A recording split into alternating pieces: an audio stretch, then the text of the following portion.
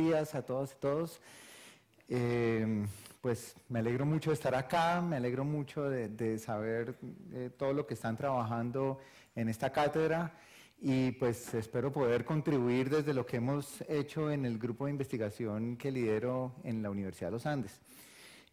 Yo quiero centrar la charla específicamente en cómo hemos aterrizado las investigaciones que hemos hecho sobre convivencia, sobre agresión, sobre prevención de la violencia, cómo hemos aterrizado todas esas investigaciones en un programa específico, en el programa Aulas en Paz, cómo hemos implementado estrategias en Aulas en Paz, cómo las hemos evaluado, qué nos han dado los resultados de esas evaluaciones y dónde vamos un poco en este propósito de contribuir a la paz desde la educación con un apoyo fuerte en las investigaciones que se hacen desde la psicología, desde la pedagogía, desde la educación.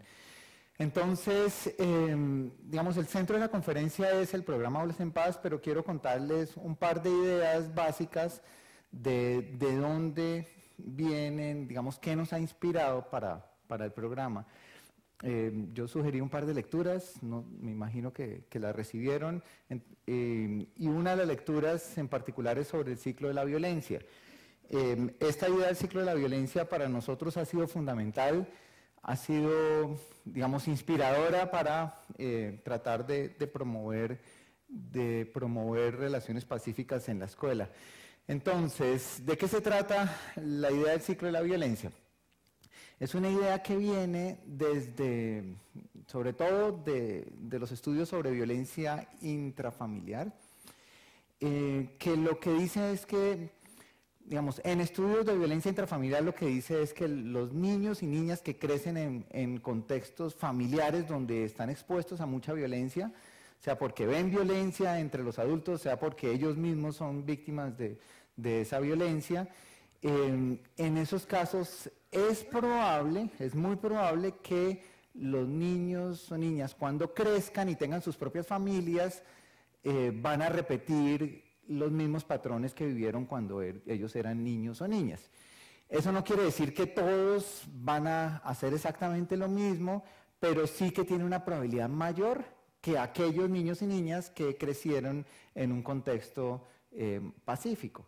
Y eso lleva a que la violencia pueda transmitirse de una generación a otra y pues pueda transmitirse por distintas generaciones. Y varios estudios longitudinales que han seguido familias por 40 años, por ejemplo, 45 años, han mostrado que efectivamente hay un mayor riesgo, una mayor probabilidad.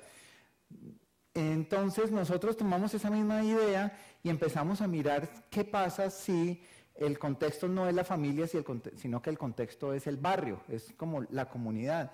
Y lo que vimos es que efectivamente los niños o niñas que viven en Colombia, y las investigaciones son sobre todo de Bogotá, pero pues, tenemos investigaciones también de muchas partes de Colombia, los que viven en contextos donde hay mucha violencia en sus barrios, por ejemplo, que reportan escuchar tiros en las noches, o hay presencia de pandillas, o hay muchos atracos, son niños que efectivamente tienen niveles más altos de agresión que los compañeros que viven en contextos donde no hay tanta violencia, controlando por otra cantidad de variables, controlando por variables socioeconómicas, por ejemplo. Y lo otro que sabemos es que si los niños crecen en contextos donde hay mucha violencia y desarrollan comportamientos agresivos temprano en la vida, y si no se hace nada para cambiar eso, es muy probable que más adelante reproduzcan esos comportamientos.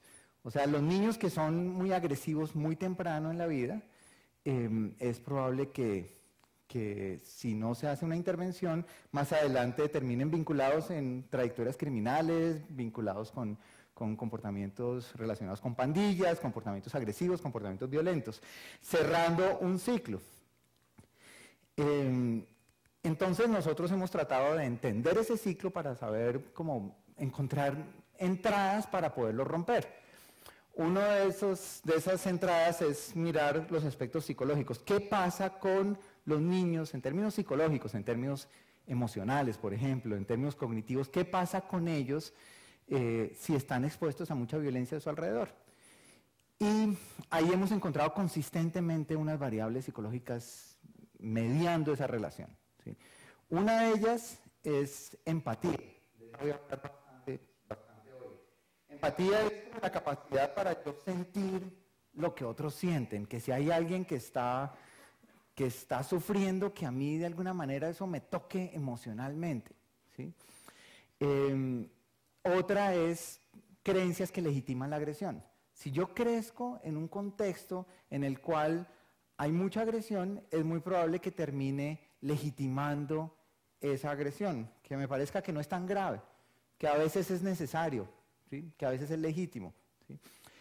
Y lo que nosotros vemos es que los niños que crecen en barrios donde hay mucha violencia tienen con más frecuencia esas creencias que legitiman la agresión, en comparación con niños que crecen en barrios que puede ser en el mismo nivel socioeconómico, pero en barrios donde no hay tanta presencia de pandillas, por ejemplo, o no hay tanta violencia en sus comunidades. Entonces, el haber identificado esas variables nos ha permitido decir, bueno, un punto de entrada para romper estos ciclos de violencia al que están expuestos muchos niños y niñas en nuestro país es tratar de generar, por medio de programas educativos, cambios en esas variables psicológicas. Por ejemplo, tratar de promover empatía. O, por ejemplo, tratar de cuestionar y cambiar por medio del desarrollo de pensamiento crítico esas creencias que terminan legitimando la violencia. Entonces, eso nos ha llevado a identificar ciertas capacidades emocionales, capacidades cognitivas. Aquí ya he mencionado dos en lo que he hablado. Empatía es una capacidad emocional. Pensamiento crítico es una capacidad cognitiva. Esas capacidades que permiten lograr cambios y promover relaciones pacíficas. Eso fue muy inspirador cuando desarrollamos el programa o apoyamos al Ministerio para desarrollar el Programa Nacional de Competencias Ciudadanas. Este es un programa que lleva 10 años, de hecho 11 años, que ha sido un programa líder para Colombia, que de hecho ha sido líder en América Latina, este programa, en términos de promover capacidades en los estudiantes, pues para poder participar en la sociedad, para poder contribuir a la construcción de paz, contribuir a la consolidación de la democracia, poder valorar diferencias y, digamos, nosotros desde la universidad y con un grupo de investigadores y profesores de distintas partes de Colombia, ayudamos a armar exactamente esto, que son los estándares nacionales de competencias ciudadanas, que de cierta manera son como una guía para los colegios colombianos sobre lo que pueden y deben estar promoviendo sus estudiantes en términos de relaciones de convivencia, en términos de participación, democracia, de derechos humanos, de pluralidad. Y en esos estándares, pues que están organizados por grados, hasta tercero, quinto, séptimo, noveno y 11, entonces allí las investigaciones que habíamos hecho nos permitieron, digamos, ayudar a armar esa jerarquía, esa estructura de competencias ciudadanas que se pueden estar y se deben estar desarrollando en los colegios colombianos. Esto hace 10 años, 11 años fue bastante innovador, fue en general muy bien recibido en Colombia, pero nosotros sentimos que estaba diciéndole el qué sin muchas estrategias o con casi nada de estrategias sobre cómo hacerlo. O sea, hubo un vacío muy grande en términos de política pública en los cómo. Entonces, lo que encontramos fueron muchos colegios que decían, ok, ya estoy entendiendo eso de la empatía, pero ¿cómo desarrollo empatía? Los colegios en general han estado muy centrados en lo cognitivo, muy poco en lo emocional y con muy pocas estrategias pedagógicas concretas sobre cómo hacerlo, cómo desarrollar este tipo de capacidades de una manera práctica con sus estudiantes en distintos grados. Entonces, cuando nos dimos cuenta de eso, lo que decidimos hacer fue crear un programa que sirviera como de ejemplo, por lo menos de cómo nosotros pensamos que podría ser. Y nuestra idea fue, vamos a trabajar por lo menos 3 años en una muy pequeña escala, haciendo los ajustes y consolidando los componentes del programa, armando las partes del programa de tal manera que fuera, digamos, que reflejara lo que nosotros pensábamos, que reflejara lo que decían las investigaciones y que fuera consistente con lo que los mejores programas en el mundo estaban haciendo. Entonces, en ese momento fue que creamos el programa Aulas en Paz.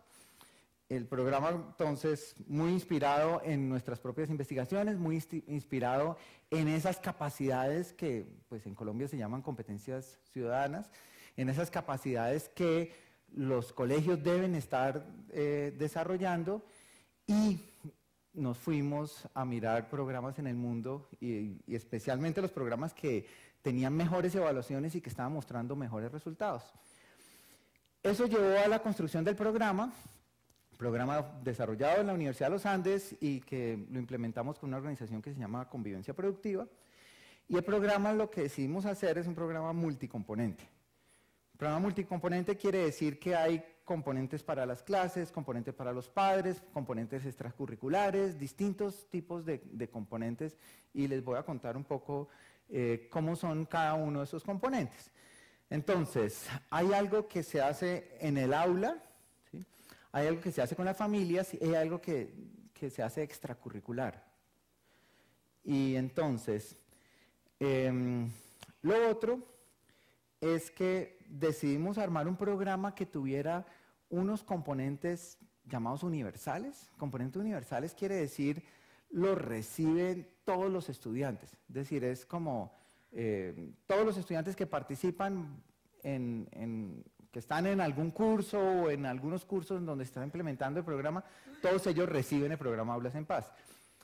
Pero también tiene unos componentes que son solamente para algunos que son los que más lo necesitan, ¿sí? Esos son los componentes focalizados del programa, ¿sí? Y ahí estamos inspirados directamente en las ideas de prevención primaria, secundaria y terciaria de salud pública, que seguramente varios de ustedes conocen. La idea de prevención primaria es algo que le llega a todo el mundo, como una vacunación masiva, por ejemplo. Prevención secundaria que es algo focalizado en los que están en mayor riesgo, ¿sí? Y prevención terciaria es ya quienes tienen, digamos, si uno está tratando de prevenir el daño con unas epidemias, prevención terciaria es con quienes ya tienen la enfermedad, pero que uno trata de prevenir que haya un mayor daño con ellos. Entonces nosotros nos concentramos en prevención primaria, o sea, con todos, y prevención secundaria, focalizándonos en aquellos niños que ya desde muy temprano estaban mostrando comportamientos muy agresivos. Esos que dadas las investigaciones, nosotros sospechamos que si no se hace nada con ellos, ellos tienen un riesgo grande de vincularse a trayectorias delictivas, por ejemplo, ¿sí? Y de vincularse a trayectorias en las que pueden terminar involucrados en mucha violencia más adelante en la vida. Entonces, ellos necesitan más apoyo. Entonces, algunos de los componentes de Aulas en Paz quieren llegarle a los que más apoyo necesitan y otros quieren llegarle a todos los estudiantes que están en los cursos donde se trabaja Aulas en Paz. Entonces, primero, digamos, de este lado, de la mitad para acá, están los componentes de prevención primaria. Y entonces, ¿qué hay allí? Está por un lado unas sesiones que se trabajan en el aula, 24 sesiones al año. Aulas en Paz está concentrado en los grados de primaria. Nosotros decidimos apostarle a trabajar temprano. Y entonces, lo que les voy a contar es sobre todo lo que hemos trabajado desde segundo hasta quinto de primaria, ¿sí? Y entonces son 24 clases que trabaja Aulas en Paz allí, con 16 clases que se hacen integradas a la materia de español, o sea, integradas al lenguaje, en donde estamos simultáneamente trabajando competencias de lenguaje y competencias ciudadanas.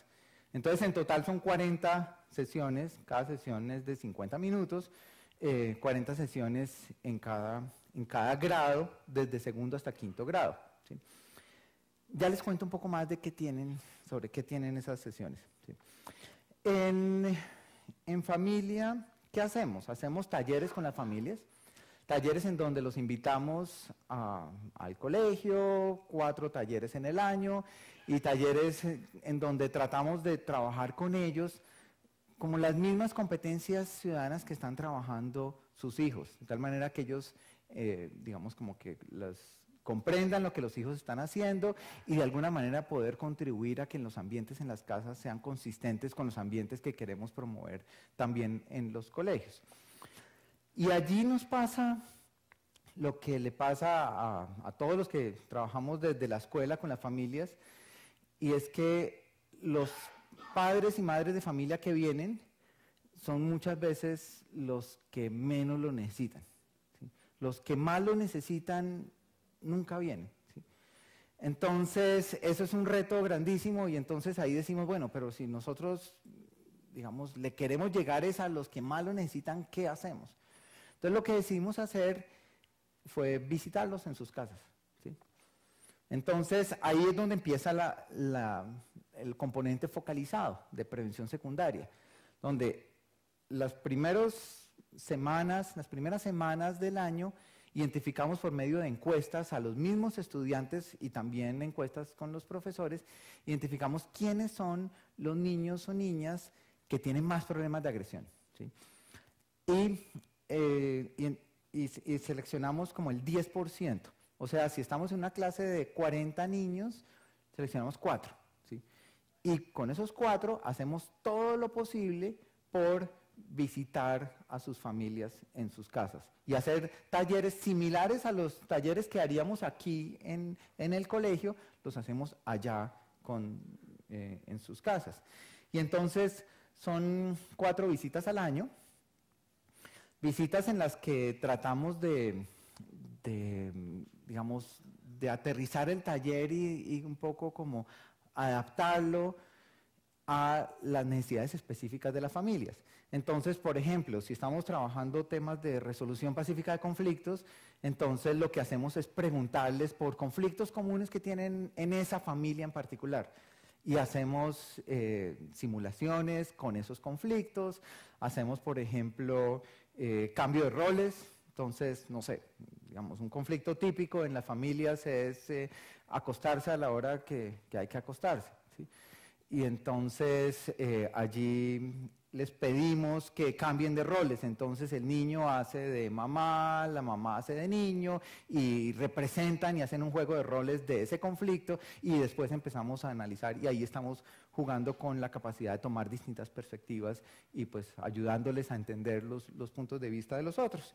Entonces, algo muy como amoldado a las necesidades específicas de las familias, pero siguiendo la misma idea de poder desarrollar en las casas competencias ciudadanas que sean similares a las competencias que queremos desarrollar con los niños.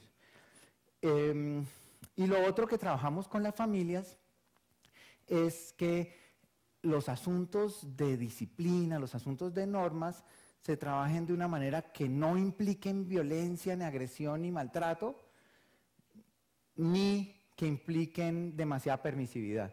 Es decir, que de alguna manera sí haya normas, sí haya límites, pero que sean unas normas y unos límites que los niños entiendan, que se haya hablado con ellos, que se haya llegado a acuerdos, y que de alguna manera sea, digamos, sin ningún tipo de maltrato, más bien de una manera como clara y asertiva, lo llamamos nosotros, de manejo de asuntos de la disciplina.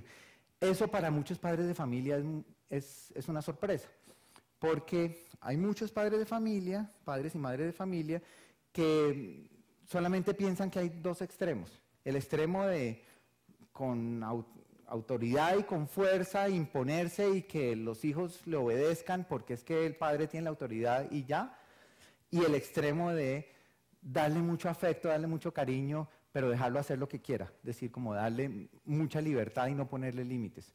La idea de que uno sí puede tener límites sin tener maltrato, para algunos es sorprendente. Y entonces tratamos de promover eso, porque claramente el promover, digamos, un orden por medio de la fuerza o la permisividad o incluso la negligencia, claramente ambos extremos pueden terminar contribuyendo a los comportamientos agresivos. Entonces, digamos, trabajamos en esas otras alternativas, ¿sí? Y el último componente es un componente muy inspirado en un programa que ha sido muy exitoso a nivel mundial, que es un programa desarrollado en Montreal, en Canadá, que lo que hace es tener actividades extracurriculares, o sea, si los niños van por la mañana a clases, entonces sería por la tarde, o si van por la tarde sería por la mañana, en donde en grupos pequeños, grupos que nosotros definimos de 6 niños o niñas, estamos desarrollando el mismo tipo de competencias, pero de una manera mucho más supervisada, con mucho mayor seguimiento.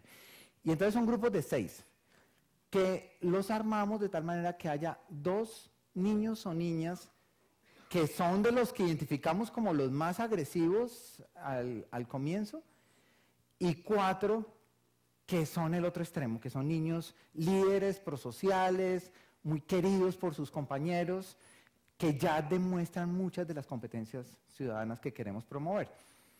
Y esa conformación, que los prosociales sean una mayoría, esa conformación de 4-2, es fundamental para nosotros, porque sabemos que hay muchas dinámicas de grupo en los cuales finalmente es el grupo el que va a determinar qué tipo de comportamientos se legitiman y qué tipo de comportamientos se aceptan, ¿sí?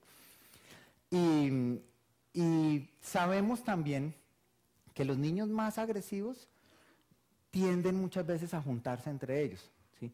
Y cuando se juntan los niños más agresivos entre ellos, se refuerzan, por ejemplo, las creencias que legitiman la agresión, ¿sí?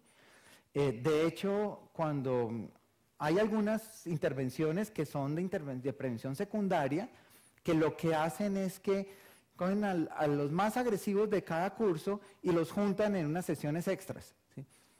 Ese trabajo, lo que sabemos de las evaluaciones es que hace más daño que no hacer nada, ¿sí?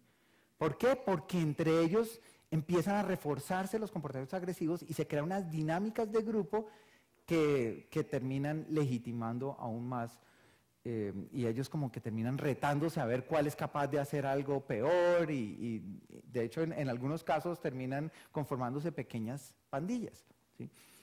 Entonces, digamos, como tratando de ir exactamente en contra de eso que las evaluaciones han mostrado que hace más daño, lo que hicimos fue irnos al otro lado de decir, bueno, hagamos algo para apoyar a los que más lo necesitan, pero no lo hagamos en grupos solo con ellos, hagámoslo en grupos donde ellos sean una minoría, ¿sí? Y no les decimos, de hecho no les decimos, vea, usted fue seleccionado porque es el más agresivo del curso. Eso, sería terrible decírselo. Lo que les decimos es, no, estamos armando grupos muy diversos, ¿sí? De hecho, pues muchas veces los llamamos grupos heterogéneos, ¿sí? Grupos muy diversos, y ellos lo entienden. Ah, sí, claro, entonces por eso está esa persona y por eso estoy yo. Sí, digamos como que lo entienden, pero no están así como con un nombre específico, con una categoría, pues que sería terrible ponerles ese tipo de categorías. Entonces, bueno, en general, este es el programa, ¿sí? El programa, yo les dije que lo implementamos durante 3 años en una escala más bien pequeña, y después el programa pues creció mucho con el apoyo del Ministerio de Educación y también con el apoyo de muchas organizaciones, sobre todo empresas privadas nos han apoyado bastante. Y digamos, en este momento, como se implementa, es que, digamos, esta parte de acá, incluso los talleres con las familias, lo implementan los colegios con los profesores de los colegios, ¿sí? Pero las partes extras, las partes de visitas o las partes que tienen que ver con los grupos heterogéneos, usualmente los colegios no tienen los recursos para este tipo de actividades. Entonces, como muchas veces funciona, es que el colegio hace, o nosotros armamos alianzas con universidades locales. Y esas universidades apoyan la implementación del programa a través de prácticas de estudiantes. Entonces hay estudiantes universitarios que están en sus prácticas que llevan a cabo los grupos heterogéneos, que digamos reciben la formación para llevar a cabo los grupos heterogéneos, o que apoyan las visitas a las familias. En otros contextos también son voluntarios, en algunos casos han sido voluntarios de empresas privadas, personas que trabajan en una empresa y donan 1 hora cada 15 días de su tiempo laboral para ir a un colegio a hacer talleres de estos. Esa es más o menos la estructura de cómo funciona el programa. ¿Sí? En términos generales, los temas en los que se concentra Aulas en Paz son agresión, digamos, prevención de la agresión, manejo de conflictos interpersonales. En 4º grado está todo dedicado al tema del bullying, también, digamos, acoso escolar, intimidación, matoneo, digamos, ese tipo de agresiones que es repetida y sistemática en un contexto de desbalance de poder. Digamos que lo contrastamos con situaciones de conflicto en donde no hay un claro desbalance de poder y pueden ser conflictos, por ejemplo, entre amigos que no saben cómo resolverlo y que si no lo resuelven bien pueden terminar haciéndose mucho daño, ¿sí? Entonces, como que diferenciamos esos dos tipos de situaciones que pueden afectar la convivencia. Uno, donde hay un maltrato claro entre quienes tienen más poder contra quienes tienen menos poder, y otro en donde es más o menos cercano el nivel de poder, no hay un gran desbalance de poder, y pueden ser relaciones muy cercanas, por ejemplo, relaciones de amigos, o relaciones también pueden ser lejanas de compañeros que no se ven, pero que por cierta incompatibilidad en lo que quieren pueden terminar haciéndose mucho daño. Entonces lo que buscamos allí es desarrollar en ellos competencias para que puedan manejar esos conflictos constructivamente y no se haga mucho daño. Entonces, 3º y 5º de primaria está dedicado al tema de conflictos. La idea es en 5º retomamos lo que han visto en 3º, pero vamos, digamos, a un nivel mayor de profundidad y de trabajo, especialmente promoviendo la capacidad para mediar, que los mismos niños puedan ayudarle a sus compañeros a resolver sus conflictos de manera constructiva, de manera pacífica, ¿sí? Bueno, voy a saltar lo de 1º y 2º porque para concentrarme en lo que hemos hecho de 2º a 5º. Entonces, específicamente, ¿qué competencias trabajamos? Digamos, en los grados en donde trabajamos conflictos, que son 3º y 5º de primaria, en esos grados trabajamos, hay una competencia emocional a la que le apostamos muchísimo, que es el manejo de las emociones, especialmente el manejo de la rabia, ¿sí? Y entonces llevamos a cabo actividades, vamos a saltar acá, actividades que buscan promover en ellos la capacidad para manejar su rabia, utilizando símbolos que para ellos sean muy fáciles de recordar. Entonces, hay un símbolo que usamos mucho, lo llamamos Tuga la tortuga, de hecho es inspirado en trabajos que se hacen hace mucho tiempo en psicología cognitiva conductual, que la idea de Tuga la tortuga es imaginarse que uno es como una tortuga y que cuando uno tiene mucha rabia lo que uno hace es encerrarse en su caparazón, ¿sí? Y entonces, y lo hacemos así con los niños y lo hacemos simbólicamente. Entonces, cuando uno tiene mucha rabia uno hace así y es como que se encierra en el caparazón, ¿sí? Y cuando uno ya se tranquiliza, ya está bien, vuelve y sale, ¿sí? Y la idea es, por un lado, como uno tener tiempo para uno mismo, ¿sí? Y por otro lado, mandarle la señal a los demás diciendo, oiga, no se acerque, déjeme aquí tranquilito hasta que yo esté bien y yo pueda volver a salir, ¿sí? Entonces, eso lo hacemos primero como juego y no sé qué, pero después de un rato se convierte en una práctica común, ¿sí? Y eso es lo que buscamos con ese tipo de símbolos, que al principio sea un juego y ellos sea como divertido para ellos, pero que poco a poco lo vayan incorporando a sus prácticas cotidianas. Más adelante les cuento ejemplos de cómo lo utilizan ellos mismos. Para darles otro ejemplo, hay otro que trabajamos, este es en 5º de primaria, que se llama chocolate caliente, que la idea es que si uno tiene mucha rabia, uno sienta que tiene como una taza de chocolate caliente y uno tiene que soplar para enfriarla un poco, pero al mismo tiempo uno aspira y aspira algo rico, ¿sí? Entonces, en últimas, es una manera es una práctica de respiración y sirve como para tranquilizarse y es como, Si tengo mucha rabia, entonces pásenme un chocolate caliente y, de hecho, ese lo utilizamos en mi casa. Funciona. Respiglobo es imaginarse que uno está, de hecho hay dos interpretaciones de respiglobo, una es que uno está inflando y desinflando un globo, una bomba, la otra es que uno mismo se está inflando o se está desinflando, ¿sí? Pero es de nuevo una técnica sencilla de respiración que se trabaja en clase, pero lo clave es entonces cuando hay una situación donde hay un niño que ya no jugando, sino en realidad está furioso, o una niña furiosa, entonces el profesor o la profesora le dice, acuérdese de respiglobo, ¿sí? O acuérdese de chocolate caliente, ¿sí? Es decir, ahí utiliza eso para que lo aplique en su vida cotidiana, ¿sí?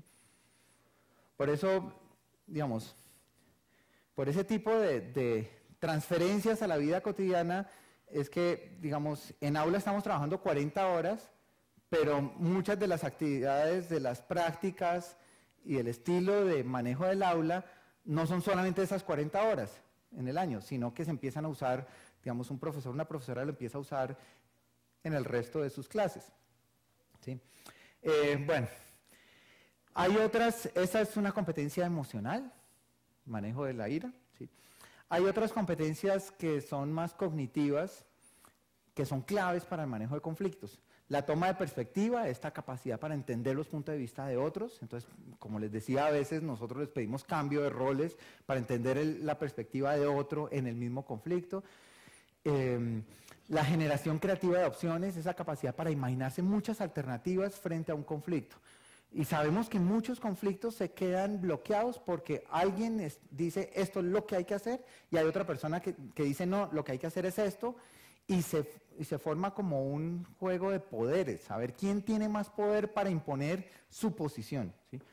Cuando uno rompe eso y dice, oiga, es que no hay solamente dos opciones, puede haber muchas más opciones, pero para eso se necesita una capacidad cognitiva de generar muchas opciones.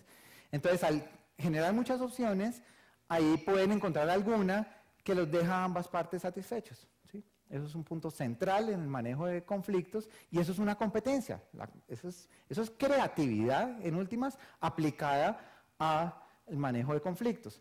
Entonces, es una competencia que se puede desarrollar por medio de la práctica.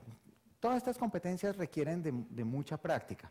Es decir, esto no funciona con que uno les diga, oiga, es que hay que generar muchas alternativas. No, hay que crear oportunidades en el aula para que ellos practiquen y vayan desarrollando esa competencia. Entonces, eso es lo que hacemos. Hacemos por ejemplo, concursos donde les ponemos una situación y los ponemos en pequeños grupos y cuál grupo es capaz de generar más alternativas frente a estos, alternativas que sean distintas. Y ahí los niños y las niñas pueden ser muy creativos. Cuando uno les da como rienda suelta a su creatividad, pueden ser muy creativos. De hecho, yo he hecho la misma situación que hacemos con niños de quinto de primaria, la he hecho con estudiantes míos en la universidad y los de quinto de primaria son capaces de generar más opciones que mis estudiantes. Entonces, pueden ser muy creativos, ¿sí?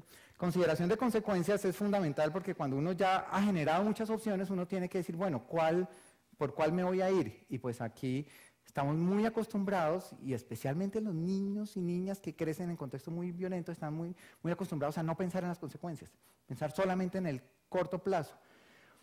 Y pues ser capaz de pensar, bueno, si esto hago, ¿qué va a pasar conmigo? ¿Qué va a pasar con las relaciones? ¿Qué va a pasar con otros? Es decir, el pensar en las consecuencias para otros es fundamental.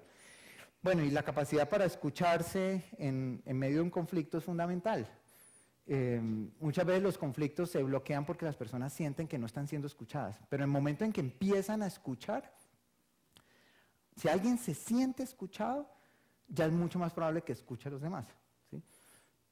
Si alguien no se siente escuchado, lo que va a hacer es hablar más duro y a tratar de hablar nada, y en eso que está tratando de que lo escuchen, no está escuchando al otro lado. Entonces, es una capacidad que, de nuevo, se puede ir desarrollando y nosotros hacemos muchos ejercicios interactivos para que ellos aprendan a escucharse mutuamente. No solamente a escucharse, sino a demostrarle al otro que está siendo escuchado, ¿sí? Que es la parte activa de la escucha, ¿sí? Bien, Lo otro que trabajamos es la intimidación o el bullying. Yo también sugerí una lectura que seguramente ustedes recibieron y pudieron leer sobre qué hemos aprendido en estos años de investigación, tanto en Colombia como en muchas partes del mundo, sobre el bullying y las mejores maneras de prevenirlo, ¿sí? Y hay un par de ideas que han sido claves y hoy en día están como incorporadas en los mejores programas en el mundo para prevención de la intimidación escolar o del acoso escolar. Una de esas es la intimidación escolar ocurre en un contexto social. O sea, no es solamente el niño, la niña o los niños, niñas que están agrediendo permanentemente a quien está siendo víctima, sino que hay un montón alrededor que observan y que se dan cuenta de lo que está pasando y que dependiendo de su comportamiento pueden empeorar la situación o pueden frenarla, ¿sí? Y yo cuento mucho una investigación que me encanta, desarrollada en Toronto, en Canadá, donde filmaron durante 3 años seguidos a un grupo de estudiantes y los filmaron y tenían micrófonos inalámbricos, entonces podían escuchar las conversaciones tanto en clase como en el patio de recreo, ¿sí? Y allí, pues 3 años seguidos es mucho tiempo, tienen muchos eventos y lo que se dieron cuenta es que la dinámica del evento dependía en gran parte de lo que hacían los que estaban alrededor, no solo de los agresores o víctimas, sino de los observadores, ¿sí? Y se dieron cuenta que si los observadores de alguna manera reforzaban o se quedaban allí mirando sin hacer nada, la agresión se mantenía o podía empeorar. Y algo que a mí me pareció muy interesante de esto es que hay unas dinámicas de género allí muy relevantes. Cuando es una agresión entre niños, niños hombres, cuando son niños agrediéndose y hay niñas alrededor, si las niñas que hay alrededor se ríen o mandan cualquier señal de aprobación, los niños se vuelven inmediatamente más agresivos, ¿sí? Pero si las niñas dicen, ya no más, déjelo tranquilo, los niños frenan, ¿sí? Y frenan muy rápidamente, es decir, los tiempos que han encontrado son tiempos de 10 segundos, en 10 segundos logran frenar, ¿sí? Lo otro que es muy interesante es que al revés no pasa. O sea, si es una agresión entre niñas, lo que hagan los niños alrededor, no importa.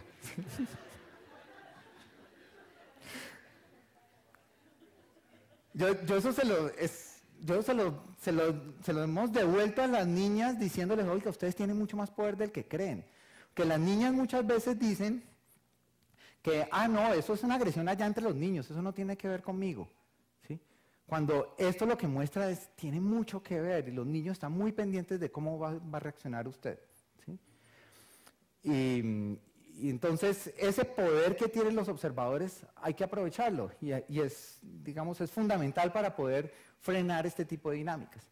Entonces, para trabajar con ellos, con los testigos, para promover el trabajo con ellos, nosotros lo que hemos hecho es trabajo por un lado con empatía, ¿sí? Y por otro lado con asertividad. Les cuento primero de empatía. Lo que sabemos, y creo que aquí tengo esto les quería mostrar. Esto es con datos del ICFES. El ICFES mide desde hace rato, desde el 2003, está midiendo acoso escolar en Colombia, con unas preguntas que nosotros desarrollamos para el ICFES. Y esto es el nivel de acoso escolar. En este eje está el nivel de acoso escolar en los colegios colombianos. Esto está normalizado, entonces, pues aquí está en 0 es el promedio, ¿sí? Y este es el nivel de empatía que también miden las pruebas saber de competencias ciudadanas en el ICFES, ¿sí? Entonces, si ven aquí hay una clara correlación negativa, en donde los colegios en los cuales los estudiantes son en general más empáticos, hay menores niveles de bullying. Cada punto de esto es un colegio, ¿sí? Y esto es de todo Colombia. Entonces, sabemos que la empatía es fundamental, sabemos que en los contextos en los cuales los estudiantes no son muy empáticos hay más niveles de bullying, sabemos también que los estudiantes que son más agresivos tienen menores niveles de empatía, ¿sí?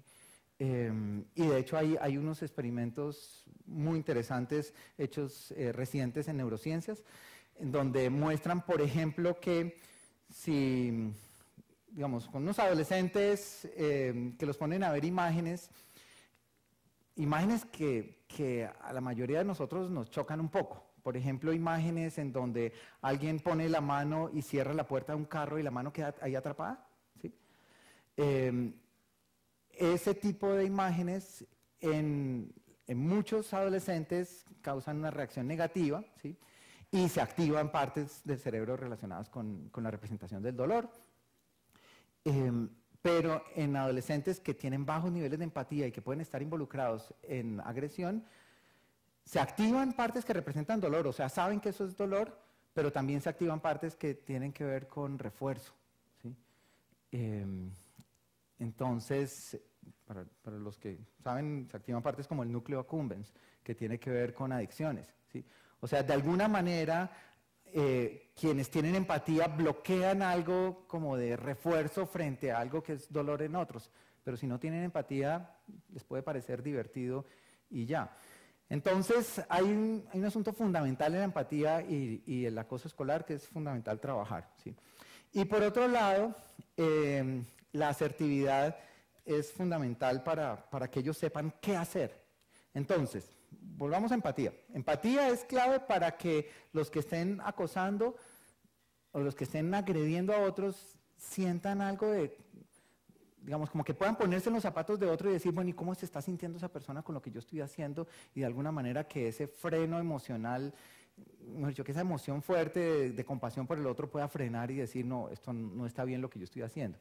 Pero es sobre todo en los otros, en los testigos, donde nosotros creemos que puede tener más impacto, porque entonces ellos dicen, oiga, sí, si yo no hago nada, de alguna manera estoy contribuyendo a que esto se mantenga, ¿sí? Y asertividad es como la capacidad para defender mis derechos o defender los derechos de otros, pero sin usar la agresión. Y entonces, asertividad sabemos que es una competencia fundamental para que uno sepa cómo responder ante una ofensa, ¿sí?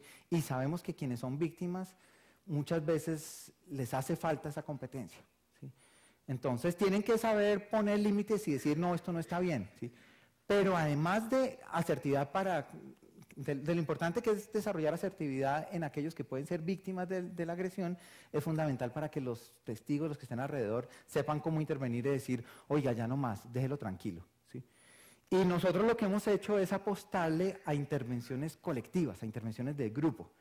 Entonces, por ejemplo, trabajamos con los niños para que ellos en grupo digan que no está bien o que se manifiesten en grupo cuando ven que están maltratando a alguien.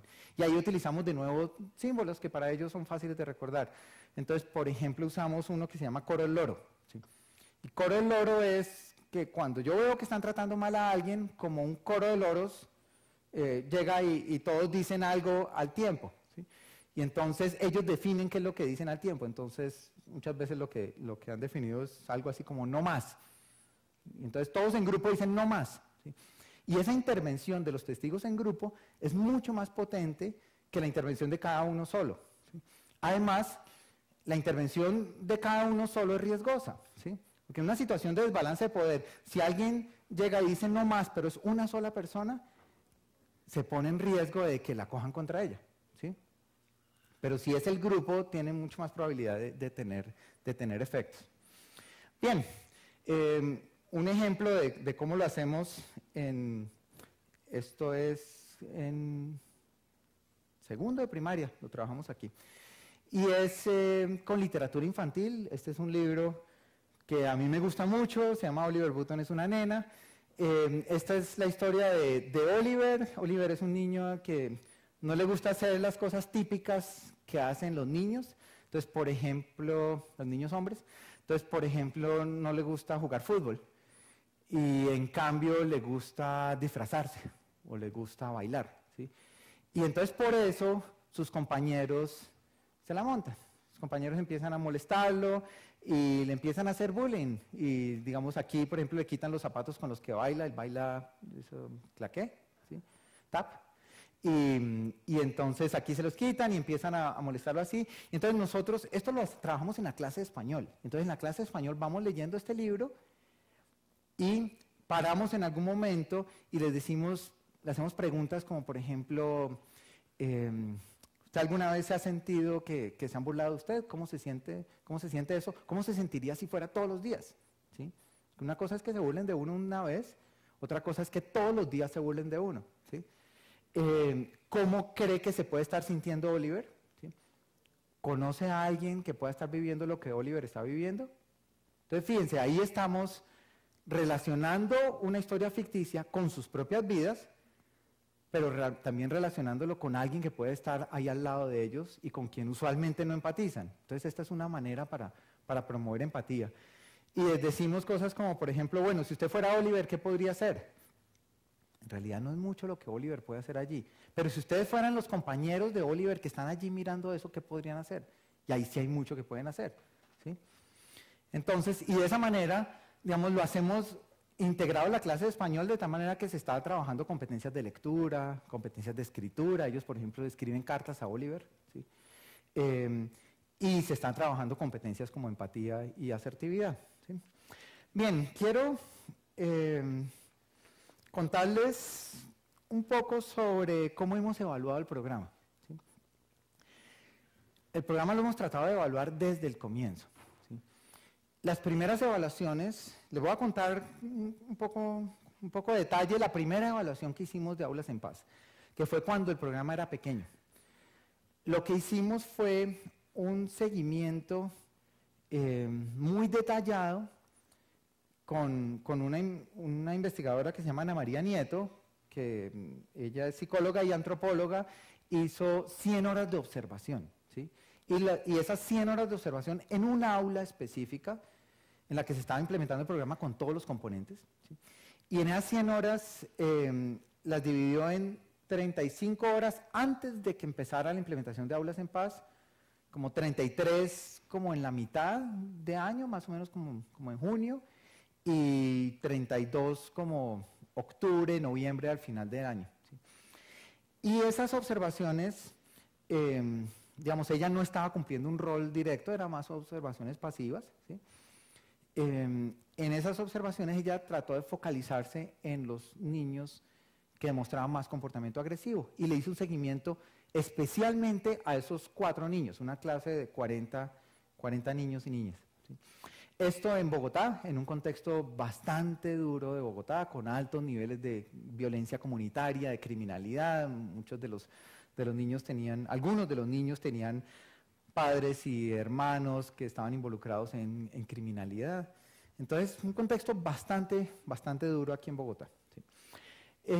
Y entonces, esto es una de las categorías de observación, que es comportamientos agresivos. ¿Sí? Y estos comportamientos agresivos en los 3 niños y una niña que al comienzo demostraban más comportamientos agresivos. Y estos son los demás en el salón.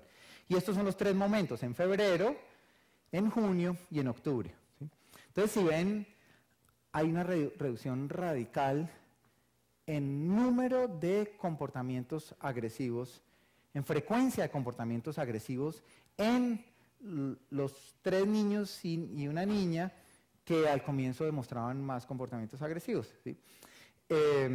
Fíjense, Mariana como bajó. Mariana estaba aquí, digamos, más o menos por cada 2 horas, un poquito más de 2 horas de observación, había un comportamiento agresivo. O sea, era bastante común, era prácticamente todos los días. ¿Sí?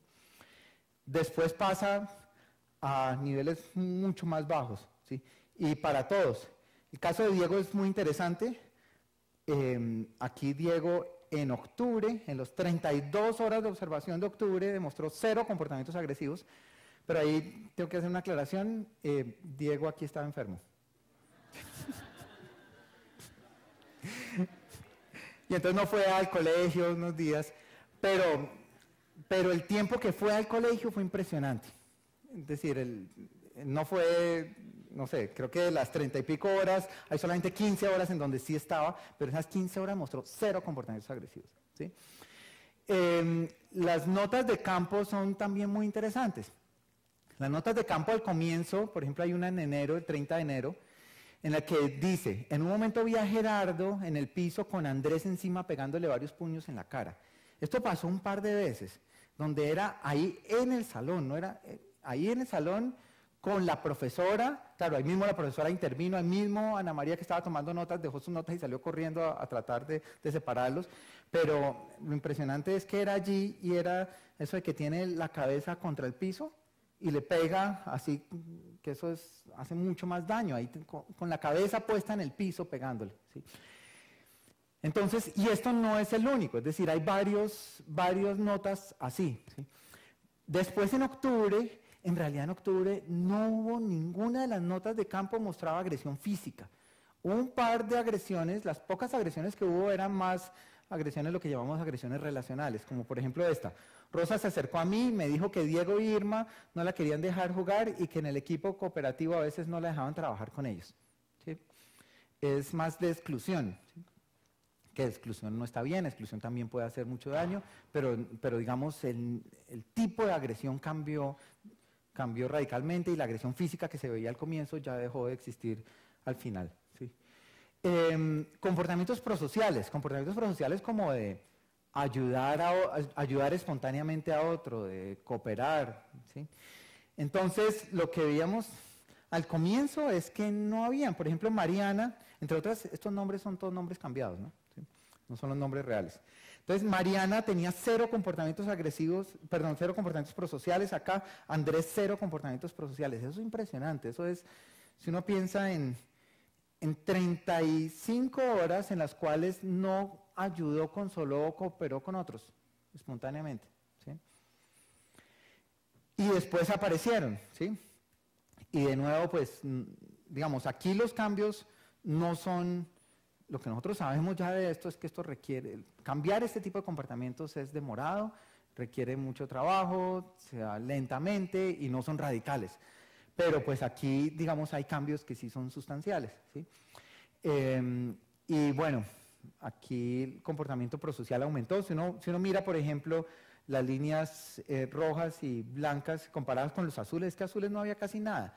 Y los azules que habían eran de unos pocos. Aquí tengo un ejemplo típico de eso. Al verla llorando, Vanessa se levantó de su mesa y fue a consolarla. Vanessa era la niña más prosocial del curso. Y muchos de esos comportamientos prosociales eran Vanessa. O sea, no es que fuera un curso prosocial, es que Vanessa era prosocial, ¿sí? Y eso es muy común en contextos así difíciles. Es decir, ahí uno encuentra extremos de niños muy complicados y también encuentra extremos de niñas como Vanessa. Claro, Vanessa inmediatamente la cogimos para los grupos heterogéneos. O sea, Vanessa fue una de las que estuvo como líder prosocial en esos grupos donde teníamos 4 prosociales y dos muy agresivos. Pero lo clave, lo más interesante de todo fue que los otros empezaron a ser prosociales y empezaron a ser prosociales usando las estrategias de aulas en paz. Esta, por ejemplo, en junio, esta nota a mí me encanta. Diego, que era uno de estos niños, ¿no? ¿sí? Estamos hablando de junio. Diego se le acercó a Andrés, que era otro de ellos. Andrés era este. Entonces, estos son 2 de los que al comienzo eran de los niños más agresivos del curso. Entonces, Diego se le acercó a Andrés y le dijo que hiciera Tuga la tortuga. Fíjense lo interesante, no es la profesora diciéndole, haga Tuga la tortuga, es el mismo niño diciéndole, vea, haga eso. Andrés lo miró y apretó los puños, pero le hizo caso y metió la cabeza entre los brazos. Nuevamente Diego me sorprendía. Bien, seguimiento de instrucciones. Al comienzo el curso era un caos. Muy pocos seguían las instrucciones. Miren eso azul, por ejemplo. Muy bajo seguimiento de instrucciones por hora. Y después esto va subiendo, y pues no suben todos. Aquí Sergio tuvo una crisis. La crisis de Sergio es relevante. El hermano de Sergio estaba en la cárcel y allí en ese momento salió de la cárcel y llegó a la casa. Y llegó a la casa generando un caos en la casa y fue muy, muy complicado y eso se notó en el comportamiento de Sergio. Interrupciones por indisciplina. Entonces al comienzo muchas interrupciones y esas fueron disminuyendo, ¿sí? Y por ejemplo, digamos, en las notas de diario de campo, se ven cosas como esto. La profesora en enero, ¿sí?, levantando la mano, y esto es una estrategia que nosotros tenemos en Aulas en Paz, de cuando hay, digamos, mucho desorden y se necesita que haya silencio, entonces hay una regla que seguramente, digamos, hoy en día es muy común en muchos colegios, seguramente muchos de ustedes la conocen, que es levantar la mano y cerrar el puño, ¿sí? Y entonces, al levantar la mano y cerrar el puño, eso es una señal de que yo tengo que hacer silencio, pero que yo tengo, si veo que otros lo están haciendo, también debo levantar la mano y cerrar el puño. Y cuando eso se ha aprendido, eso funciona perfecto, y eso es de las cosas que se transmiten muy rápidamente en un salón, así. Pero al comienzo, entonces, eso los niños no lo entendían y no lo seguían, y la profesora, a pesar de que lo había dicho, que esa era una regla, no cumplían esa regla. Nuevamente se repitió la escena de la profesora con la mano levantada durante varios minutos, hasta que algunos levantaron la mano, ¿sí? Varios minutos, ¿sí? En junio, por primera vez en meses, vi a todos los niños sentados en su puesto poniendo atención. Fíjense eso, fíjense lo duro que debe ser lo duro que es para una profesora, un profesor en ese contexto, primera vez en meses, llegar a eso, ¿sí? Pero, digamos, aquí la profesora fue maravillosa y fue muy consistente en quererlo seguir haciendo. Digamos, es eso de seguir, digamos, persistir a pesar de la dificultad, y ser consistente en la aplicación de las mismas estrategias, y esas estrategias empiezan a dar resultado, pero se demoran en dar resultado, aquí 6 meses después, ¿sí? Y en octubre la situación es bien distinta. Fíjense, en octubre, cuando Daniel terminó el cuento, hubo un momento de muchos murmullos, porque los niños estaban dando su versión. Entonces, Milena, Mariana, Lorena, Andrés y Diego hicieron la señal de silencio. Fíjense, aquí ellos mismos hicieron la señal de silencio. Pronto los demás lo siguieron y el salón volvió a quedar en silencio, ¿sí? Fíjense, aquí la profesora no hizo nada, ¿sí? Para mí fue muy interesante visitar esa clase. Yo fui a esa clase el año siguiente, cuando estaban en tercero, ¿sí? Y pues había ido antes, pero digamos, una escena que me llamó mucho la atención fue, en tercero fui y la profesora se salió de clase para hablar conmigo, ¿sí? Y usualmente cuando eso pasa, la clase se vuelve un desastre, ¿sí? Cuando el profesor se sale de clase y deja a los estudiantes solos, es un despelote, es un desastre, y de hecho está prohibido. De hecho, eso es algo que no se debe hacer, no se debe dejar a los niños solos. Y entonces yo le dije eso, y me dijo, no, tranquila, ¿sí? No hay problema, ¿sí? Y efectivamente la clase siguió en silencio, y en algún momento yo estaba aterrado, me asomé, y efectivamente estaban los niños trabajando todos ahí, en pequeños grupos cooperativos, que eso es parte de lo que hacemos en Aulas en Paz, pequeños grupos de 4 apoyándose entre ellos para hacer las distintas tareas, y digamos, entre ellos se había creado un control social que llevaba a que ellos mismos hicieran la señal de silencio, ellos mismos se controlaran, y la situación, digamos, no dependiera tanto de la profesora estando diciéndoles todo el tiempo que tenían que comportarse de una manera distinta, ¿sí? El último resultado que me pareció que les quiero contar de esa evaluación en particular fue que Ana María Nieto se sentó con cada uno de los estudiantes en 3 momentos en el año y les dijo, bueno, ¿quiénes son sus amigos aquí? Dígame quiénes son sus amigos. Simplemente anotaba quiénes eran los amigos, ¿sí? Y vimos un patrón muy interesante, que en febrero nombraban a 2 personas en promedio, ¿sí? En junio nombraban a 14 y en octubre nombraban 21, ¿sí? Ese es un cambio radical, y eso nos dejó a nosotros aterrados, nos dejó sorprendidos, pero tenía una posible explicación alterna, y es que antes no se conocían tanto y ha pasado todo un año y ahorita sí se conocen. Entonces lo que hicimos fue ir al salón de al lado, y en el salón de al lado no se había implementado Aulas en Paz, pero era el mismo colegio, el mismo contexto, y en octubre ella hizo el mismo ejercicio y vio más o menos 7 estudiantes. O sea, 3 veces más aquí que acá, ¿sí? Ese es un cambio pues muy fuerte, radical. Pero lo más interesante fue cuando nos pusimos a mirar específicamente a quienes nombraban ellos como sus amigos. Y especialmente a estos 4, que eran los 4 que habían recibido todo el programa completo, los 4 que al comienzo eran los más agresivos, ¿sí? Y entonces fíjense lo interesante. Arriba está a cuántas personas nombran ellos, ¿sí? Y abajo está cuántos los nombran a ellos como amigos. ¿Sí? Y entonces arriba, por ejemplo, Sergio decía yo tengo un amigo, Diego decía tengo uno, y solamente una persona nombraba a Sergio y solamente una nombraba a Diego. ¿Sí? El caso de Andrés es triste. Andrés decía yo no tengo amigos y tenía razón. ¿Sí? Y Mariana nombraba 3 y allá la nombraban 2 personas nomás. Pero fíjense eso cómo fue cambiando, ¿sí? Fíjense el caso de Andrés. El caso de Andrés es el que más me llama la atención a mí. Andrés decía yo no tengo amigos. Después él nombraba 21 personas en junio y en octubre nombró a 38 en una clase de 40. O sea, si uno le quita a él, le faltó una persona, ¿sí? Para nombrarlos a todos, ¿sí? Pero, digamos, lo que a mí me parece más emocionante es esto acá abajo. Es decir, nadie lo nombraba antes, al final lo nombran 22 personas.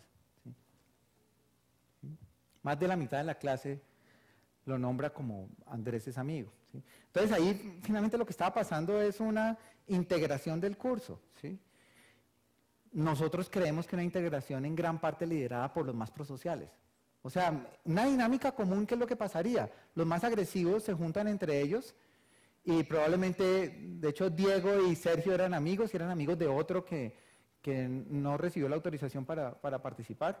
Entonces, digamos, eran 3 allá como, entre ellos armarían su grupo y entre ellos, digamos, se reforzarían los comportamientos agresivos. Aquí, ¿qué es lo que pasó? Que los más prosociales eran los que estaban integrando a los otros, ¿sí? Las Vanessas del curso. ¿Sí? Y aquí esta nota es en octubre, dice, en general, en el día volvió a observar que el curso es cada vez más único y que los grupos tan definidos del comienzo de año han ido mezclándose con los demás niños del salón formando un gran grupo. En especial me llamó la atención que jueguen tan cerca al salón de clase. Resulta que cuando sonaba la campana para recreo, en todos los demás salones salían corriendo para todos lados. ¿Sí? Y en este se quedaban por ahí cerca del salón jugando entre ellos. ¿Sí? O sea, ahí había mucho más integración entre ellos. Bien, esta fue la primera evaluación que hicimos de Aulas en Paz. Desde entonces, y con otras organizaciones, UNICEF, USAID y la OIM, en zonas, pues si ven esas zonas, son zonas donde ha habido presencia de grupos armados, paramilitares, hoy en día bandas criminales, zonas bastante difíciles, sobre todo, digamos, las zonas de Urabá y de Catatumbo son bastante fuertes, en donde muchos de los niños y las niñas han estado expuestos a violencia armada. ¿Sí? En esos contextos, pues hemos tenido otro tipo de retos como por ejemplo de un colegio en el cual llegó un día la guerrilla a hablar con niños de quinto de primaria, hablarles de su causa y en últimas como tratar de vincular a algunos de los niños. Al día siguiente llegó el ejército diciendo no le haga caso sabemos que la guerrilla estuvo aquí ayer, no les haga caso, y al día siguiente volvió a llegar la guerrilla diciendo sabemos que el ejército estuvo ayer, no le haga caso. Entonces, son niños que están en ese contexto viviendo esas presiones y pues en quinto de primaria ya los están queriendo vincular, pues por lo menos en ese momento, quizás hoy en día esté cambiando la situación, pero en el 2009 eso es lo que estaba pasando. Entonces, digamos, fue bastante retador, ¿sí? Y sin embargo, pues volvimos a encontrar algunos cambios interesantes. Esto es en los grupos que no estaban implementando Aulas en Paz, porque ya hicimos una evaluación en donde seleccionábamos aleatoriamente algunos grupos para que participaran en Aulas en Paz y otros no, dentro de los mismos colegios. ¿Sí? Y lo que encontramos es que en donde no estaba participando Aulas en Paz, en general la agresión física de golpes, empujones, la exclusión el lograr que otros molesten a alguien, digamos en últimas estar promoviendo situaciones de bullying o los insultos, estaban aumentando entre un pretest y un posttest hechos en el mismo año, ¿sí? O sea, a comienzos de año hicimos unas mediciones, a final de año hicimos las mediciones, entonces en el grupo control que no estaba recibiendo aulas en paz está aumentando, mientras que en el grupo que sí estaba recibiendo aulas en paz estaba disminuyendo en todos estos indicadores, ¿sí? Y pues en general vimos que la agresión física disminuía en los grupos que participaban en aulas en paz y no había, el anterior era reporte de profesores, este reporte de estudiantes, no había un cambio significativo en el grupo que no recibió aulas en paz, ¿sí? Agresión verbal también, bueno, digamos en varios indicadores vimos cambios sustanciales, en otros no vimos cambios, de hecho en otros hemos visto cambios solamente cuando hacemos evaluación de 2 años. O sea, hay varios indicadores que no cambian en un año, pero en segundo año ya empezamos a ver cambios. O sea, estos son cambios lentos, ¿sí? A pesar de un esfuerzo grande que implica implementar y evaluar un programa como estos. De todas maneras, digamos, como que en donde estamos en este momento es como saber que los programas multicomponentes son importantes. Digamos, es fundamental poderle llegar a las familias, especialmente a los que más lo necesitan. El componente de grupos heterogéneos es fundamental. En el componente de grupos heterogéneos lo que hemos visto es que donde se implementa más, tenemos más impacto, ¿sí? Entonces, esos componentes son importantes, pero esos son difíciles de implementar. Cualquier cosa que sea más allá de los recursos que tiene el colegio requiere de alianzas con otras organizaciones y esas alianzas son difíciles de conseguir, difíciles de mantener, difíciles de ampliar. Entonces, el gran reto en el que estamos en este momento es cómo seguir creciendo, pero sin perder, sin renunciar a la calidad, ¿sí?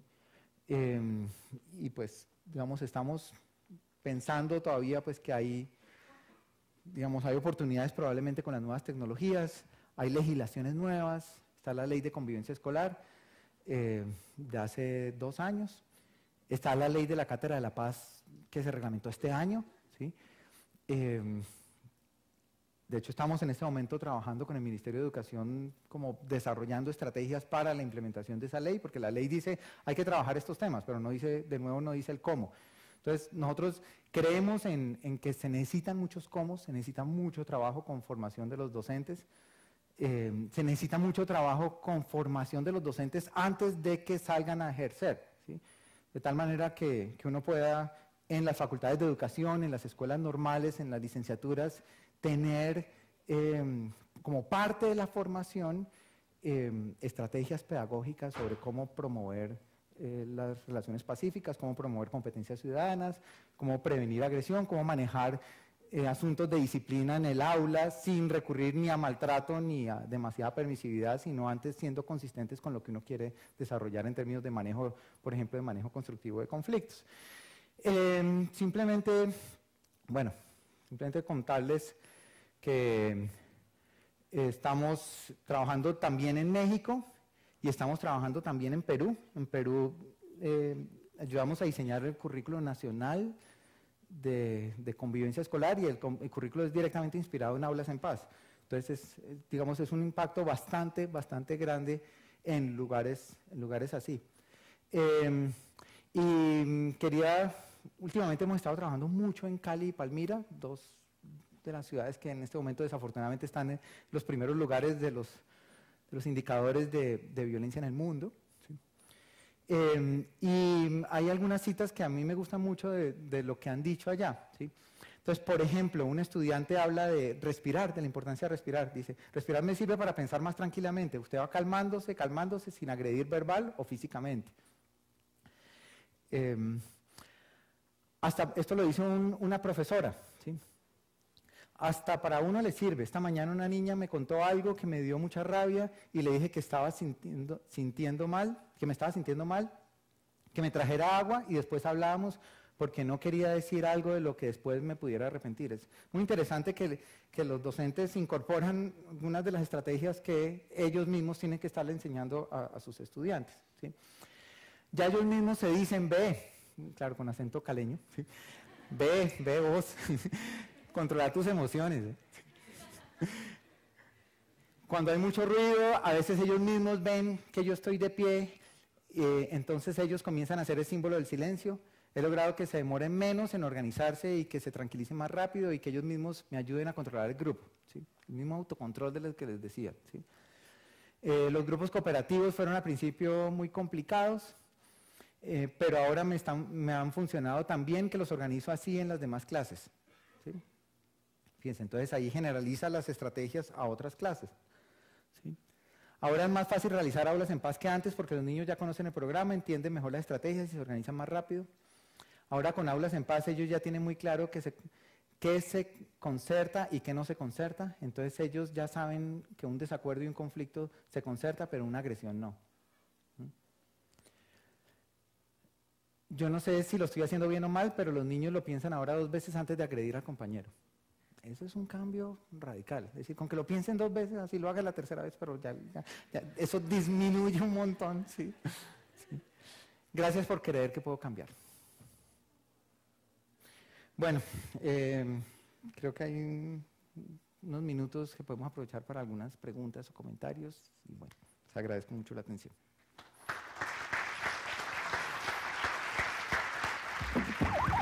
Si quieren más sobre el programa, sobre competencias ciudadanas, sobre el enfoque que hemos tenido, digamos, yo traté de resumir todo eso en este libro que salió en el 2012. ¿Sí? Entonces, ¿qué tal si hacemos una ronda? ¿Les parece? ¿Sí? ¿Es con micrófono? Sí. Entonces, de pronto, gracias, una acá, 1, 2, 3. Una ronda de 3 y después vamos con otro. Sí. Bueno, primero, Enrique, de verdad, felicitaciones. Este proyecto me parece lo máximo. Y quería, pues usted empezó a hablar un poco de los retos que se ven al implementar esto de pronto en un grado mayor, digamos, ya hablando a nivel de Secretaría de Educación y todo esto, pues esto tiene que haber una concientización y pues un trabajo con los profesores.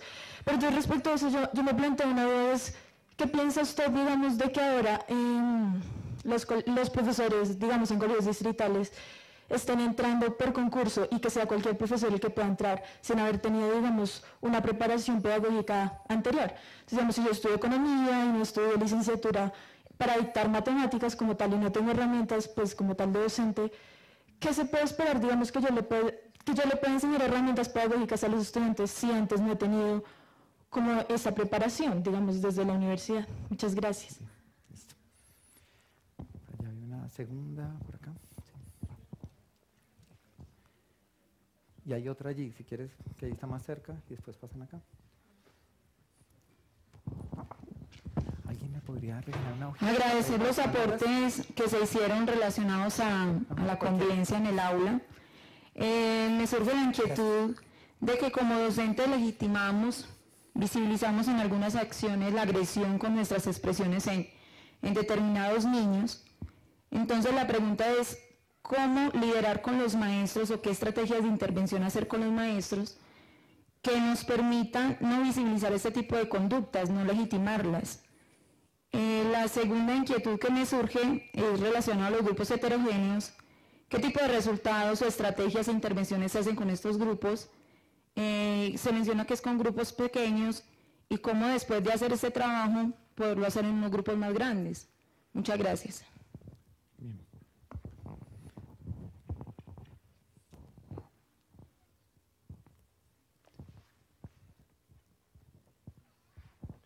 Bueno, profe, muchas gracias. Muy buena pues la experiencia, el trabajo pues que se ha realizado. Mi pregunta es cómo se da ese paso de lo emocional a lo cognitivo. Digamos, los niños pues tienen ira, hacen la tuga a la tortuga o chocolate caliente. Pero o sea, el profesor cómo interviene y pasa ahí a ese momento como a que el niño reconozca esas emociones, a que el niño las justifique, a que el niño realice ya un proceso más cognitivo, pues el docente cómo hace. Y también me cuestionaba también pues el número en Colombia, pues son colegios oficiales públicos, son de 40 estudiantes más, 45, 50, entonces mientras el profesor se va a ocupar de 2 estudiantes que se agredieron, pues el resto de grupos se está matando prácticamente. Entonces, en ese sentido, pues es como mis inquietudes. Gracias. Bien. Bien, clave las preguntas. A ver, frente a la primera, digamos, es fundamental la formación pedagógica. ¿Sí? Yo no estoy tan en contra de que personas de otras, que no hayan hecho la licenciatura, sean docentes, ¿sí? Siempre y cuando reciban formación pedagógica necesaria para hacerlo, ¿sí? Entonces, allí lo clave es ver cómo son estos cursos de actualización, de formación, y ahí sí me estresa que algunos de esos cursos son muy rápidos, ¿sí? Son muy cortos, ¿sí? Y en muy poquito tiempo uno no alcanza a desarrollar todas las estrategias pedagógicas que se necesitan para manejar un aula y para hacer una planeación académica y todo. Entonces, digamos, a mí sí, de hecho, me parece valioso que haya personas de otras carreras que quieran trabajar en pedagogía, ¿sí? Pero creo que tenemos que reforzar mucho más esos cursos de formación y de pronto, digamos, como repensarlos y sobre todo ampliarlos para que esa transición, digamos, pueda ser bien aprovechada. Creo que hay personas de muchas facultades que pueden aportar mucho.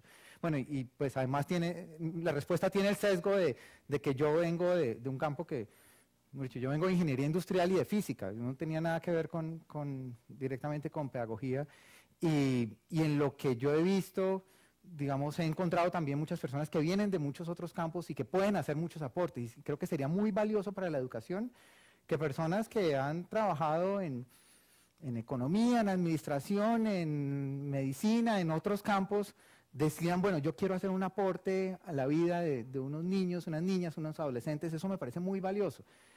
Y creo que hay que aprovechar esa oportunidad, pero con buenas estrategias de formación. Y las estrategias de formación, de nuevo insisto, en lo que decía hace un rato, tienen que tener una parte importante de cómo promover convivencia, de cómo promover competencias emocionales, ¿sí? De cómo manejar la disciplina sin maltrato, ¿sí? Y eso para todos los que se forman para ser docentes, ¿sí?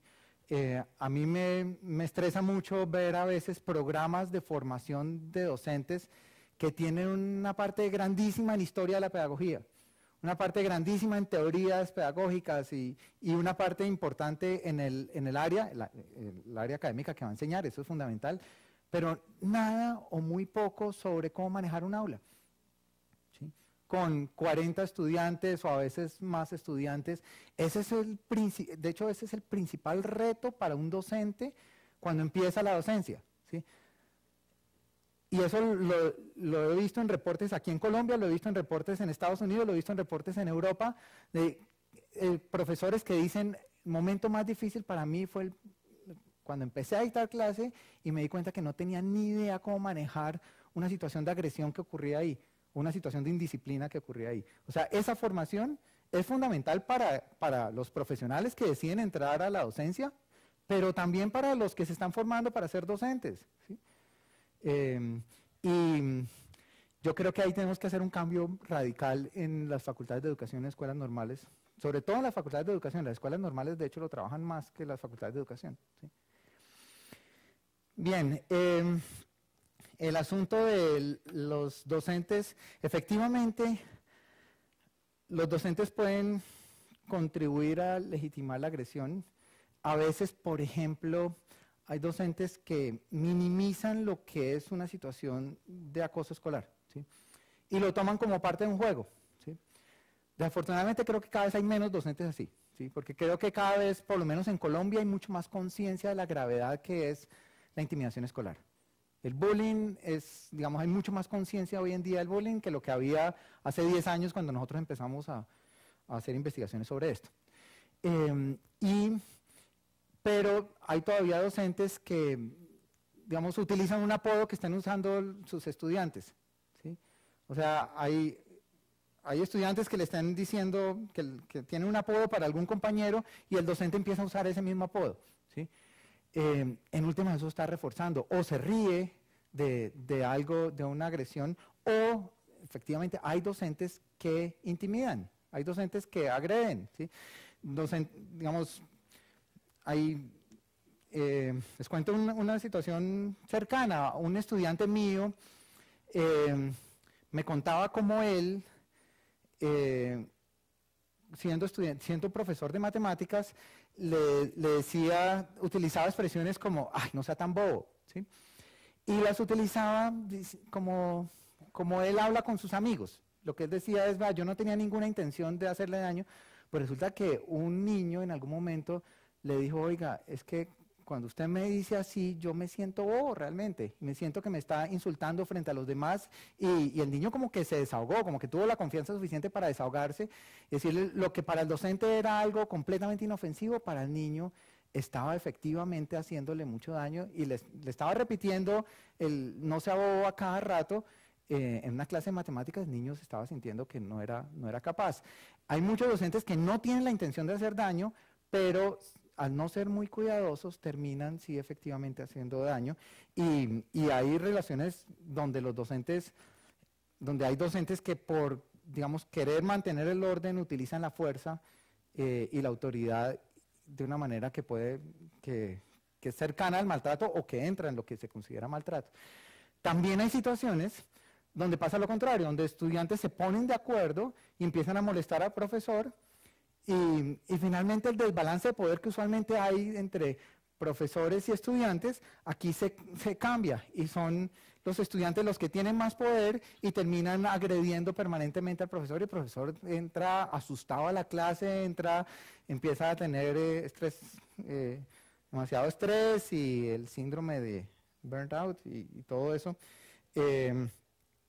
Ahí lo que necesitamos realmente, que tu pregunta iba, bueno, ¿y uno qué hace? Ahí lo que necesitamos es desarrollar mucho más prácticas docentes en donde puedan definirse límites sin maltrato. Lo que les hablaba de disciplina, pues se está utilizando el término disciplina positiva o prácticas asertivas del manejo de la disciplina, en donde los docentes sí sean capaces de definir límites, de tener normas, de que todos entiendan esas normas, pero esas normas no, digamos, se aplican consistentemente sin agresión, sin maltrato, ¿sí? En donde los mismos estudiantes participan en la construcción de las normas, o sea, las entienden la razón de ser y saben que se van a aplicar consistentemente, es decir, no hay permisividad, pero tampoco hay autoritarismo. Eso mismo que uno quiere que pase en las casas, que uno quiere que los padres no sean ni el extremo autoritario ni el extremo permisivo, ¿sí?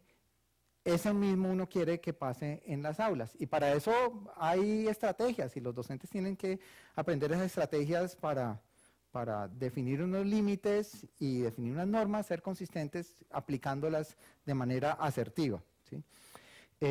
Para eso es muy útil también los trabajos de reparación de daño, donde hay unas normas y si se incumplen esas normas, tienen que hacer algo para reparar el daño que han hecho. Bien, los grupos heterogéneos, nosotros hacemos muchas de las mismas estrategias que hacemos en la clase con todos, las repetimos en los grupos heterogéneos, pero ahí hay mucho más oportunidad de practicar. Digamos, de nuevo, la estrategia pedagógica fundamental para nosotros, el principio pedagógico fundamental para nosotros es aprender haciendo, ¿sí? Entonces, lo que hacemos es crear muchas oportunidades para que ellos practiquen las competencias.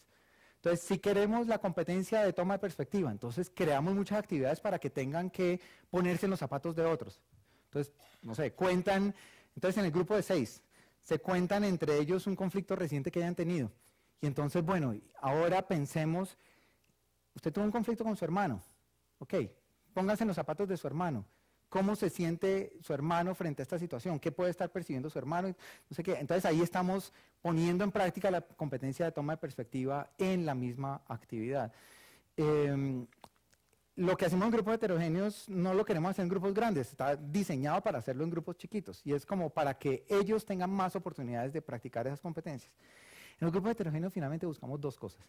más oportunidades de práctica de competencias ciudadanas y cambiar con quién se relacionan, como las dinámicas de relación en el grupo. Que los más agresivos tengan más oportunidad de relacionarse con los más prosociales, siendo los más prosociales la mayoría. ¿Sí? Y el punto de cómo interviene un docente, digamos, la idea de competencias ciudadanas es desarrollar capacidades en los mismos estudiantes para que sean los estudiantes capaces de relacionarse constructivamente con los demás. O sea, no es que el docente esté diciéndole lo que deben hacer, es que el docente está ayudando por medio de todas estas estrategias a desarrollar capacidades en los estudiantes para que los estudiantes mismos puedan relacionarse de manera constructiva. Entonces, frente a los conflictos, la idea no es que los docentes estén manejando los conflictos de los estudiantes. Eso es importante en los primeros grados. En preescolar es fundamental, y quizá en los primeros grados de primaria. Pero mientras van avanzando en primaria, lo ideal es que el rol del docente sea poder desarrollarles estas competencias para que no tenga que estar el docente manejándoles los conflictos, sino que entre ellos sean capaces de manejar sus conflictos, ¿sí? Y allí, a partir de quinto de primaria y sobre todo en secundaria, es fundamental el trabajo que se puede hacer en mediación escolar, donde los mismos estudiantes se capacitan para ayudarle a sus compañeros a manejar conflictos. Entonces, cuando hay un conflicto, docente no se va a resolverles el conflicto, sino que pide apoyo en los mediadores y los mediadores pueden venir y ayudarles a ellos a resolver los conflictos y el docente no descuida la clase, ¿sí? Eso es en parte lo que se hace. Y lo otro, que pues lo mencioné un par de veces, es que, digamos, la idea es que inicialmente es a través de las actividades y los juegos que ellos van desarrollando, van practicando esas competencias. Y el rol del docente es recordarles lo que han aprendido. Es decirles, acuérdese que usted aprendió cómo manejar esa situación, ¿sí? O por ejemplo, si hay una situación que claramente es una situación de maltrato, se voltean de los otros y dicen, acuérdense de Coro el Loro. Pero el docente no va a hacer Coro el Loro. Les recuerda a ellos para que ellos mismos lo utilicen. Digamos, aquí es muy inspirado en Vygotsky de los docentes están dándoles el apoyo necesario. Al comienzo ese apoyo es grande, pero poco a poco el apoyo es menor. Se va quitando ese apoyo, ¿sí? ¿Y cómo se va quitando ese apoyo? En que en algún momento lo único que hace el docente es recordarles que ellos ya saben cómo manejar esto. ¿Sí? Me dijeron que sí. Sé que hay más preguntas. Si quieren, pues yo voy a estar aquí unos minutos más. Si quieren podemos hablar. Y además por ahí estaba mi correo electrónico si me quieren escribir. No sé si lo anotaron. Anda, inicio. Ahí está mi correo electrónico si me quieren escribir. Me demoro un par de días, pero respondo. Bueno, muchas gracias. Mucha suerte.